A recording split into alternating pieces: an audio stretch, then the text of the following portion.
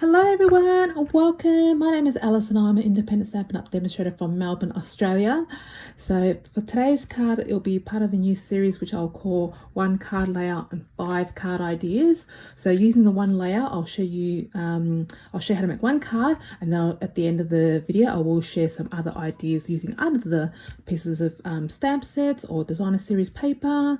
So that way you can use the 1 layout and create different look of cards. So let's just get straight into it. So for the first one, I am using the new Artistically Inked Designer Series paper. And if you're like me, a bit of a paper hoarder, this one's the one for you. It does make us chop up that piece. And like anything, the first piece was the hardest to chop, but it does get easier with subsequent chops. Okay, so with my first piece, I'll have measurements in metrics and imperial down in the description box below. So as normal, don't worry about it. I will have it in my blog as well with some more pictures and some instructions. So check them out as well. So I've got a piece of the designer series paper, and this is the back as well. So it's part of that piece there. I don't feel so bad because we've only chopped up a little bit of that beautiful paper. But this was, I thought, really a gorgeous side that I wanted to use. And I have also got a Just Jade card base. So this will be just your normal fold card today. I'm not going to use a top folding, which is one of my favorites. I've also got a piece of polished pink. So I'll leave that side here, and what I'll just do is I'll mat this one straight on there. So as you'll see, well, this probably needs to be chopped a little bit more, but this is the same length as your card front. So we only need a tiniest border on the left and the right hand side. This will go edge to edge with the card. So let's just glue that on. So I'll bring in my trusty Tombow. So this artistically inked paper is probably one of my favorites from the new annual catalogue. So I am just bringing out my Tombow. You'll see that I don't even lay it on straight, which is why I use liquid glue a lot of the time, because I can, it does give me that little chance to align those 2 pieces of paper straight as well. So with the other strip there, it is just from the 12-inch pack. I've just cut about 1.5 centimeter. I think that's about ½ inch down across, and so I'm just taking the 2 pieces and I'm leaving the third just for the card insert layer, and it works out perfectly as well. So I'm just bringing in the other, I'm just going to glue the other piece as well on, the basic white onto the polished pink. Again, just using that Tombow glue.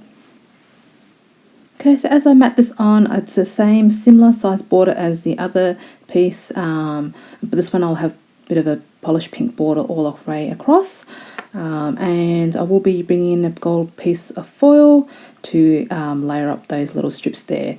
So look, I didn't measure it, I'm pretty lazy, so it's easier for me sometimes just to glue it on and then I just chop it up. But same, just want to again have that little border just to keep it in unison with all the other pieces. So bringing out my glue, just be careful with the liquid glue on gold foil. It does sort of leave little marks if you do get a bit on the edge, so you do want to just be that little bit extra careful when you glue that on and not to wriggle it too much. So I think I might have just pointed to a little bit of glue that I got to the side, but that's okay because I will use my eraser to take that out. But yeah, just putting that on, you'll only sort of see one side of it. It'll make more sense when I show you, so I'm not too fussed that there was a bit of glue on that side. And whilst we're here, we might as well just glue on that other piece to our card insert layer. It was a little bit longer, so I just trim it off, and that's okay. So you sort of see me line it flat so that the 2 pieces line up there. Okay, so I am going to, I think I'm going to bring up my little mini guillotine, but before that, let's just fold and burnish our card base, just using my bone folder there. I'm not sure what happened there, but again, just gluing on all our elements on.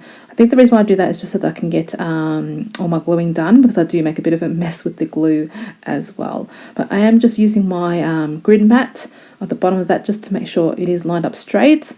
That's fantastic to have as well. It's a bit of a cutting mat actually, so if I get it dirty or make a bit of a mess with it, I'm not too fussed. So I'm bringing out one of my favourite tools, and I do apologise, I don't believe Stampin' Up sell this anymore, but it is a little Stampin' Up guillotine trimmer, and I absolutely love it.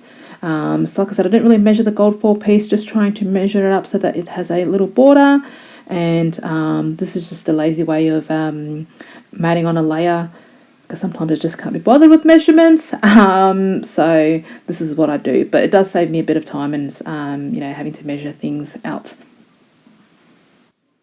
So as we just watched me cut this up, have you guys got this paper? I'd love to know if you guys have got this designer series paper and if you've made cards with it. Leave a comment down below. I love to read and connect with my viewers. So there you go, just trimming that up. And I think that's pretty much done and very easy. So bringing back our card front, I am going to put the two piece strips just next to that main designer series paper. And we do sort of want them to line up with each other. But that green is absolutely gorgeous as well. So I did only cut up a little strip of that, but it goes beautifully with the gold. And so definitely looking forward to making some more cards with this beautiful paper. So just bringing back the other centerpiece, just making sure that I've got it all lined up and it covers up those little strips. Looks like I've got a bit of glue on that gold foil. As I said, that it does leave a bit of mark, so you do need to sort of make sure you remove that. So I'm just using my glue eraser. I can't remember where I bought it from. I think you can get them from Amazon, but it's called a glue eraser or something like that. So it's very, very handy. So we're just bringing in a gold foil piece, and this is part of the same suite. And this is this beautiful intricate leaf die. So I did trim off that little end there. We can use it. I won't be throwing that away. But just picking up my sentiment now. So you sort of see me I did have a few prepared from my little stash. I think that's the one I liked in the end, that skinny long one there. So happy with that. So we're just going to glue this all now on. Looks like I did miss a couple of pieces still. So I'll just bring in my take a pick tool. Very, very handy tool if you don't have one already. I definitely recommend it. I actually use pretty much all bits of it, so all ends, and it's just come in very, very handy, especially that poking bit and the other putty side as well. So I will be sticking this on. I'm not sure what I'm doing here. I'm just playing around with placement. And I don't know why I actually even brought out the glue tape runner, but I just wanted to show you that I do use it occasionally. But you sort of see that I was a bit too eager, and I was about to stick my sentiment on and then realised I haven't actually glued the other intricate piece on just yet. So I am bringing in another glue applicator. This is what I use for intricate dies like this because it does have that little needle point. It's the same Tombow glue, but I've just put in these one of these little dispensers. So you'll sort of see me quickly just put little dots and little bits around. We don't want to have too much glue, but we just want it to make sure that there's enough for it to stay in place. So once that's glued on, I can now put my sentiment onto this piece. Okay, because I've used the tape runner, I do want to make sure that's straight before I press that down. And I'm just going to bring in my dimensionals here. I am just careful not to put them too close to the side, just so that we have a bit, it shouldn't be too bad with this layer. They all should be relatively even. But I just try to make sure that I didn't put too many on the side. And just bring in that take a pick tool again. It's fantastic. Now that I've learnt this method of using it to take off the backings of my dimensionals, I do have less strays lying around. So I'm just going to line that up. As you guys know, I'm not very straight, so I do fiddle around with this. Before I press it down, I do want to make sure that it is all lined up first. So loving dimensionals just adds that little extra interest to the cards. It's not all flat. And whilst we're here, we might as well finish off our card insert. So again, just bring out that little trusty guillotine. We're going to stick our card insert on. So do you guys hoard paper, or is it just me? I feel like I'm not the only one out there, or tell me I'm not the only one out there. But I do buy paper. I just got to make sure I do use it. So must have just got some extra glue there. Again, that's come in handy when you just have a bit of glue everywhere like I do. But that's the finished card there. Alright guys, as promised, I thought I'd bring out the other cards that I made with this. So obviously I'll just put through this the card that we made today. So this is actually the card that originally inspired this idea. So I cased this from a Pinterest post, which was Stamping by Jamie, or Stamping with Jamie. And she did a card similar to this one. I did case it, but I did change up a little, just a couple of things.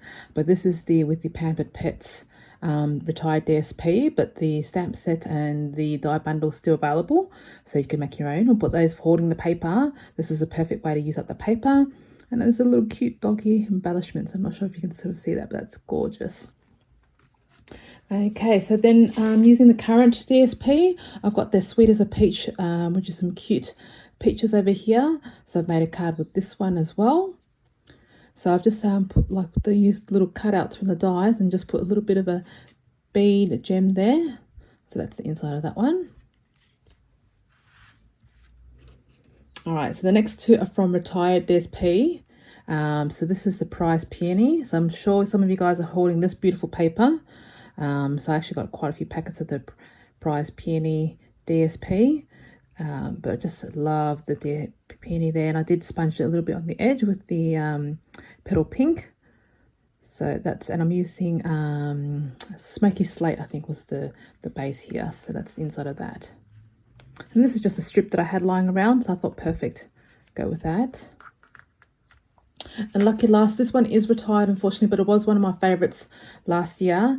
And this is the World of Good one, and that's the DSP that's retired. And I think the stamp set and the dies are retired too, but I had some of this lying around. So that using some beautiful gold foil there. So that's the 5 cards, guys. So hopefully this gave you guys an idea of what to use for those holding the old retired designer series paper because you don't want to cut it up.